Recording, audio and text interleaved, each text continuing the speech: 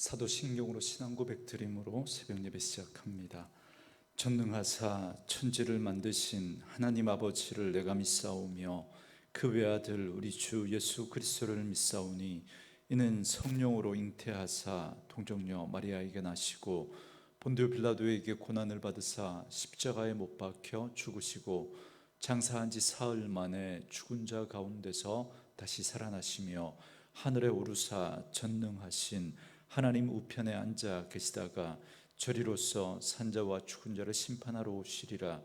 성령을 믿사오며 거룩한 공회와 성도가 서로 교통하는 것과 죄를 사하여 주시는 것과 몸이 다시 사는 것과 영원히 사는 것을 믿사옵나이다. 아멘. 이 아침에 우리에게 주시는 하나님의 말씀은 에베소서 6장 1절에서 9절 말씀까지입니다. 에베소서 6장 1절에서 9절 말씀까지. 말씀 찾으셨으면 한 목소리로 같이 읽습니다. 자녀들아, 주 안에서 너희 부모에게 순종하라. 이것이 옳으니라. 네 아버지와 어머니를 공경하라. 이것은 약속이 있는 첫 계명이니 이로써 네가 잘되고 땅에서 장수하리라. 또 아비들아, 너희 자녀를 노엽게 하지 말고 오직 주의 교훈과 훈계로 양육하라. 종들아, 두려워하고 떨며 성실한 마음으로 육체의 상전에게 순종하기를 그리스도께 하듯 하라. 눈가림만 하여 사람을 기쁘게 하는 것처럼 하지 말고 그리스도의 종들처럼 마음으로 하나님의 뜻을 행하고 기쁜 마음으로 섬기기를 주께 하듯 하고 사람들에게 하듯 하지 말라. 이는 각 사람이 무슨 선을 행하든지 종이나 자유인이나 주께로부터 그대로 받은 줄을 알미라. 상전들아, 너희도 그들에게 이와 같이 하고 위협을 그치라. 이는 그들과 너희의 상전이 하늘에 계시고 그에게는 사람을 외모로 취하는 일이 없는 줄 너희가 알미라. 아멘. 오늘은 함께 읽으신 에베소서 6장 1절에서 9절 말씀을 중심으로 부모와 자녀, 종과 주인이라는 제목의 말씀으로 잠시 은혜를 나누겠습니다.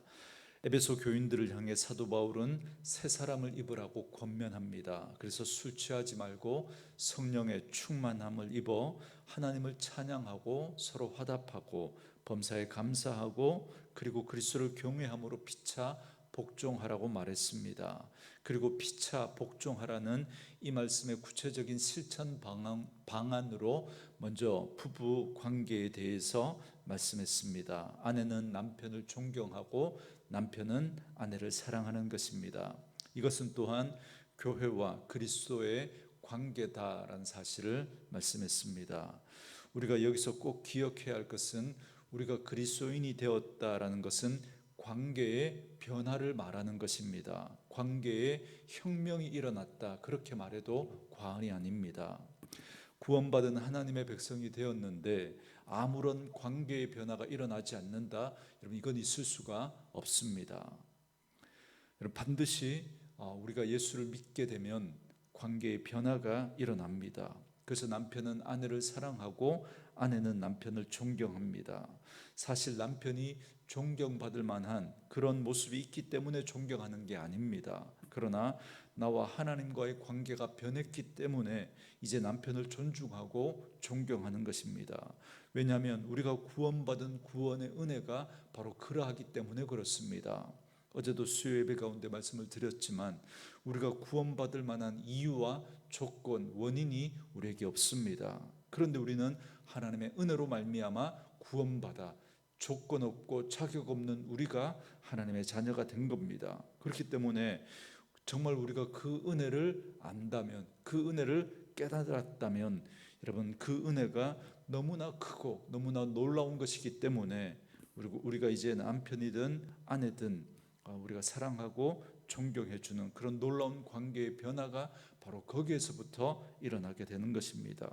도저히 세상에서는 일어날 수 없는 변화가 구원받은 하나님의 백성들 사이에서 일어나게 되는 것입니다.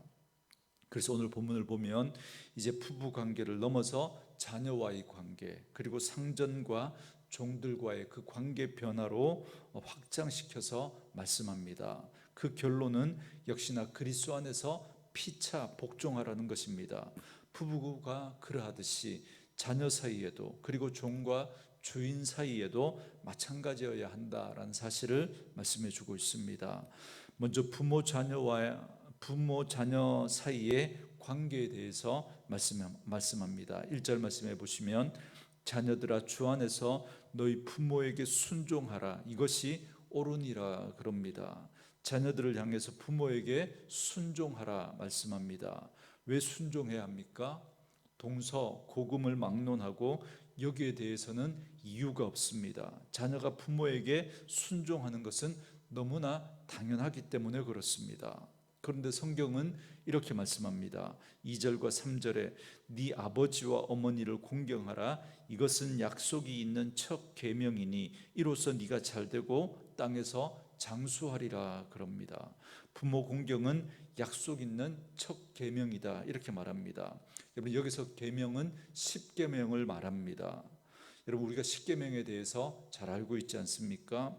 여기서 첫 계명이라는 말은 우선이라는 그런 의미가 있습니다. 그러니까 부모 공경은 10계명 가운데 우선되는 계명이라는 거죠. 그러나 우리가 잘 알고 있는 것처럼 10계명은 1계명부터 4계명까지가 하나님과의 관계에 있어서 우리가 해야 할 계명을 말씀하고 있고, 5계명부터 마지막 10계명까지는 인간관계에서, 우리 인간들 사이에서 우리가 해야 할 계명을 말씀하고 있습니다. 그러니까 약속 있는 첫 계명이다라고 하는 이 말씀은 하나님과의 관계 다음에 이어지는 사람과의 관계에 있어서 첫 번째 되는, 우선되는 계명이 바로 부모 공경이다라는 말씀입니다. 그리고 이 계명에는 약속이 있다 그럽니다. 10계명에서는 네 부모를 공경하라, 그리하면 네 하나님 여호와가 네게 준 땅에서 생명이 길리라, 이렇게 말씀합니다.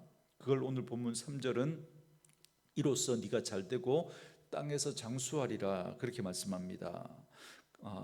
여러분, 이 말씀은 단순히 그냥 오래 산다는 말이 아니라 이 땅에서도 하나님의 은혜를 받아서 그 복을 누리며 살아가게 된다라는 말씀입니다. 그렇게 우리가 이 땅에서 잘 되는, 소위 말해서 형통의 은혜를 누리는 그 뿌리가 부모 공경에 있다라고 말씀하고 있습니다. 사실 여러분, 우리의 인격과 정서 그리고 삶의 태도에 있어서 상당 부분이 여러분 부모와의 관계에서 비롯된다고 말할 수 있습니다.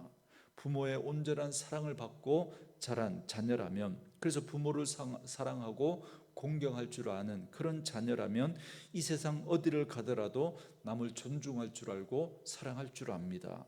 그러나 부모에게 야단만 맞고 늘 비난받고 늘 노심초사하며 자란 그런 자녀들은 어디 가서도 누구에게 넉넉하고 너그럽게 그렇게 대하지를 못합니다. 늘 부정적이면서 사람들의 그 인정에 목말라하고, 그래서 불안한 모습으로 살아가는 그런 모습들을 보게 됩니다. 어떤 성공과 어떤 성취를 이루어도 거기에 만족하고 행복할 줄을 모르며 살아갑니다. 그 가장 큰 이유 중에 하나가 바로 부모와의 관계가 회복되지 않았기 때문에, 그 관계가 잘못되었기 때문에 그렇습니다. 그리고 무엇보다 부모와의 관계는 나아가 하나님과에 대한 관계, 하나님에 대한 인식에까지 영향을 끼칩니다. 그래서 계명 중에 유일하게 부모를 공경하면 네가 잘되고 장수할 것이다 라고 언약을 주십니다. 그래서 신약자들은 제5계명인 이 부모 공경에 대해서 사실 하나님과의 관계를 이어주는 다리의 역할을 하는 계명이다, 그렇게 말합니다. 그러니까 부모 공경을 잘하는 사람이 인간관계도 잘 맺어갈 뿐만 아니라 나아가 하나님과의 그 관계도 올바로 맺어갈 수 있다라는 말씀입니다. 그래서 부모의 역할이 너무너무 중요합니다. 부모를 통해 자녀들은 하나님을 만나게 되기도 하고, 부모를 통해서 무서운 이야기지만 하나님을 떠나는 그런 일도 일어날 수 있는 것입니다. 그래서 먼저 자녀들에게 부모를 공경하라 말씀합니다. 그리고 아버지들에게 이어서 말씀하죠. 4절 말씀에 또 아비들아 너희 자녀를 노엽게 하지 말고 오직 주의 교훈과 훈계로 양육하라 그럽니다. 예나 지금이나 자녀들을 환하게 노엽게 하는 건 엄마보다 아버지일 가능성이 많습니다. 물론 이 말씀은 어머니에게도 해당되는 말씀입니다. 그렇지만 주로 아버지들이 자녀들을 노엽게 하고 화나게 하는 경우들이 많습니다. 여러분, 왜 그럴까요? 노엽게 한다라고 하는 이 말은 학대하거나 혹은 인격적으로 무시하거나 비난하는 등의 부모의 잘못된 모습을 통해서 자녀들이 갖게 되는 감정적, 정서적 상태를 말하는 겁니다. 특히나 당시 로마 사회나 헬라스 시대 때는 아버지의 권위는 절대적이었습니다. 그렇기 때문에 자녀들에 대한 모든 권한이 아버지에게 있기 때문에 이런 가부장적인 사회 속에서 아버지가 권위로 자녀들을 억압하고 억누르고 그래서 자녀들이 낙담하는 그런 경우들이 많이 벌어졌습니다. 여러분, 우리 사회도 어떤 가부장적인 어떤 그런 전통들이 아직도 남아있기 때문에 그런 아버지의 잘못된 권위적인 그런 태도들 때문에 자녀들이 감정적으로 정서적으로 그렇게 학대를 당하게 되고 그래서 노엽게 되는 그런 일, 노여움을 갖게 되는 그런 일들이 많이 있습니다. 그렇기 때문에 자녀를 노엽게 한다라고 하는 이 말은 자녀들의 입장에서 아버지나 어머니의 행동이 이해되지 않고 받아들여지지 않을 때 생겨나는 그런 마음의 태도, 그게 바로 노여움입니다. 그래서 여러분, 사랑이라는 이름으로 부모가 자녀에게 하는 그 행동이 자녀들의 입장에서는 폭력이 될 수 있습니다. 그것 때문에 자녀들이 정서적으로 노여움을 갖게 될 수 있습니다. 여러분, 자녀들이 부모의 마음을 다 이해할 수 있을 거라고 여러분 절대 그렇게 생각하시면 안 됩니다. 그렇기 때문에 부모는 자녀의 입장에서 이해하고 받아들여질 수 있도록 그렇게 사랑해 줘야 합니다. 마치 하나님이 우리 인간을 사랑하셨기 때문에 인간의 몸을 입고 이 땅에 오셔서 십자가에서 죽으심으로 말미암아 자기의 사랑을 확증하셨다 말씀하시죠.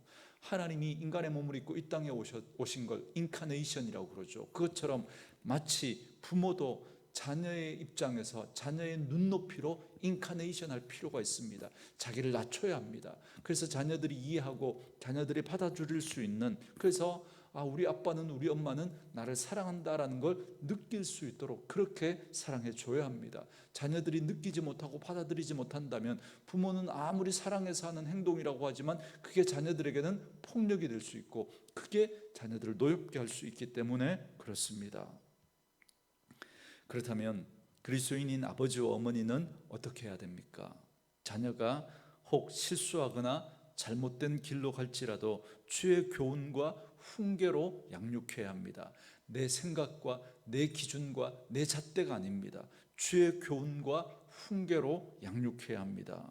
그런데 여기서 교훈이라고 하는 이 말은 좀 잘못된 번역일 수 있습니다. 오히려 예전에 교양이라고 번역한 그 번역이 더 나을 수 있습니다.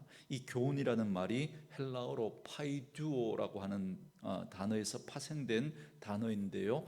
훈련, 교육, 징계 이런 의미를 가지고 있습니다. 그래서 훈육이라고 하는 그 말이 적당한 번역일 수 있습니다. 이 단어가 디모데후서 3장 16절에서는 의로 교육하다라고 할 때 그 교육하다라고 하는 그 말로 번역되었고, 히브리서 12장 11절에서는 징계하다라는 말로 번역되었습니다. 그러니까 훈육이라는 단어가 더 맞을 수 있습니다. 그러니까 이 말은 책벌의 의미가 담겨져 있습니다. 여러분, 잠언 13장 24절, 23장 13절, 29장 15절 이런 말씀들을 보면 자녀를 양육하는 데 있어서 반드시 옳은 징계, 때로는 초달이 있어야 함을 말씀하고 있습니다. 또한 훈계는 경계라고 하는 그런 의미로 번역할 수가 있는데요. 이렇게 우리는 자녀들을 노엽게 하지 말아야 하지만 그렇다고 그 자녀들을 방임하거나 방종으로 흘러가도록 내버려 두면 안 됩니다. 옳은 징계와 경계가 반드시 필요합니다. 그래서 주의 교훈과 훈계로 양육하라 그렇게 말씀합니다. 절대로 부모의 생각이나 어떤 전통이나 경험에 기초한 가르침이 아니라 주의 말씀에 근거한 훈계와 교훈과 양육이 필요합니다. 그러나 이때 주의해야 될 것은 아이들의 감정은 받아주되 잘못된 행동은 고쳐주어야 한다는 것입니다. 다시 말하면 아이들이 왜 그런 잘못된 행동을 하는지 그걸 부모가 이해해야 합니다. 그리고 그 아이의 그 행동을 하게 했던 잘못된 그런 마음, 그 정서적인 어떤 그런 모습들, 상처일 수도 있고요, 그걸 부모가 받아주고 만져줄 수 있어야 한다는 겁니다. 신앙관계상 다 말씀드릴 수 없지만, 그러나 우리가 자녀를 대할 때 그걸 거꾸로 합니다. 잘못된 행동은 그냥 오냐 다 받아줍니다. 그리고는 그 자녀의 그 마음, 그 감정은 우리가 받아주질 못해요. 그냥 무시해버립니다. 여러분, 그것이 잘못된 모습입니다. 우리는 반대로 하셔야 됩니다. 감정은 받아주되 그 자녀들이 왜 그런 행동을 했는지, 그 자녀들의 정서적인 상태, 마음의 상태, 혹시 상처 이런 것들이 있으면 부모가 받아주고 그걸 만져줘야 합니다. 그러나 잘못된 행동은 주의 교훈과 훈계로 양육하고 매를 들어서라도 고쳐줘야 하는 것이죠. 그래서 부모를 공경하는 자녀가 될 때 자녀들은 우리 부모를 통해서 하나님과 바른 관계를 맺고 나아가 사람들과도 바른 관계를 맺으며 살아갈 수 있게 될 것입니다. 계속해서 종과 상전에 관해서 말씀합니다. 이것을 오늘 우리로 그렇게 말하면 직장 생활이나 사회 생활이라고 말할 수 있습니다. 핵심은 이겁니다. 각자의 자리에서 최선을 다해서 맡은 일을 성실하게 잘 감당해야 한다라는 것입니다. 교회 일을 한다고 하면서 직장의 일을 소홀히 하거나 적당히 하거나 무책임하게 하면 이건 주님을 기쁘시게 하지 하는 행동이 아닙니다. 교회가 도피처가 돼서는 안 됩니다. 교회에서만 인정받으려고 해서도 안 됩니다. 사회에 나아가서는 제대로 인정받지 못하고 교회에 와서만 인정받으려고 하고, 여러분 그렇게 하면 안 됩니다. 우리는 매력적인 그리스도인이 되어야 합니다. 우리가 하나님 앞에 사랑을 받고 하나님 앞에 인정을 받는 것처럼 우리는 세상에 가서도 하나님의 백성답게 그들 가운데 인정받아야 하고 매력적인 그리스도인으로 살아야 합니다. 그러기 위해서는 우리가 세상을 대하는 우리의 삶의 태도가 성실해야 됩니다. 책임 있는 모습으로 각자 우리가 맡은 일들을 성실하게 잘 감당해야 합니다. 왜냐하면 우리의 윗사람 위에 결국 하나님이 계시기 때문에 그렇습니다. 그래서 우리는 눈가림으로만 하려고 하면 안 됩니다. 하나님이 우리의 모습을 보고 계시기 때문에 우리가 하나님 앞에 죽게 하듯 그러한 모습으로 해야 한다라는 것입니다. 이는 윗사람들도 마찬가지입니다. 자신들 위에 하나님이 계시다고 하는 이 사실을 알아야 합니다. 다시 말해서 본인도 사실은 아랫사람이라는 사실, 종이라는 사실을 기억하고 겸손하게 아랫사람을 대하고 그들의 입장에서도 생각할 줄 아는 그런 상전이 되어야 합니다. 이렇게 아랫사람이 되었든 윗사람이 되었든 부모가 되었든 자녀가 되었든 하나님과의 관계 안에서 서로 이해하고 바라보면 모든 관계가 여러분 풀어질 수 있습니다. 그래서 우리 안에 서로 존중하고 존경하고 이해하고 사랑하고 용서하는 새로운 관계가 열리게 되는 것입니다. 이것이 바로 우리가 이 땅에서 복 있는 인생을 살아갈 수 있는 비결입니다. 그러므로 오늘 말씀을 여러분 꼭 기억하면서 부모로서 자녀로서 윗사람으로서 아랫사람으로서 우리의 각자의 위치에서 상하 관계로서가 아니라 그리스도와 연결된 변화 관계로서 서로를 존중하고 사랑하고 피차 복종함으로써 진정한 복된 삶을 살아가는 저와 여러분들 되어줄 수 있기를 주님의 이름으로 축원합니다. 오늘 주신 말씀 묵상하시면서 이 찬양 함께 들으시며 기도하는 시간 갖겠습니다.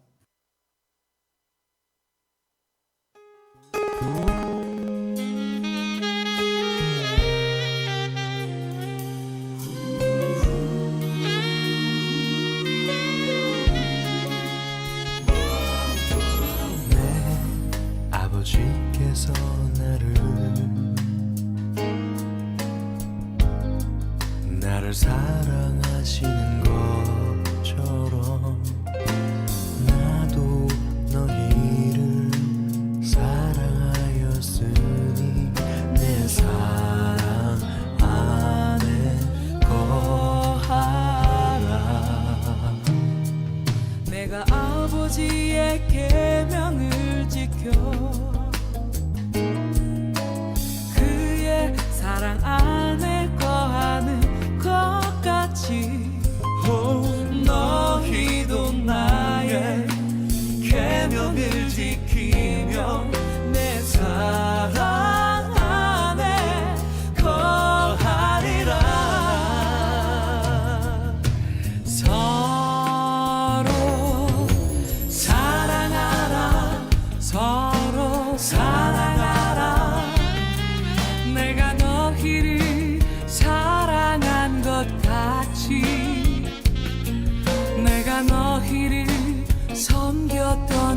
같이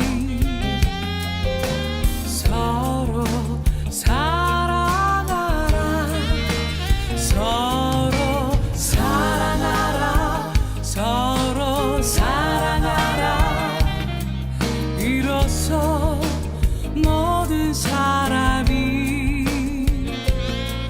너희가 내 제자인 줄 알리라 너희가 서로 사랑하며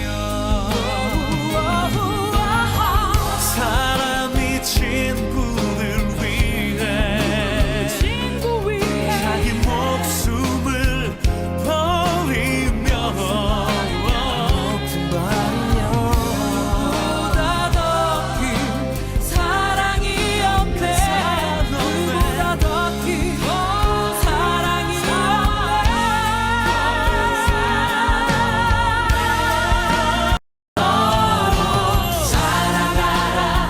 서로 사랑하라 내가 너희를 사랑한 것 같이 내가 너희를 섬겼던 것 같이 서로 사랑하라 서로 사랑하라 서로 사랑하라 이로써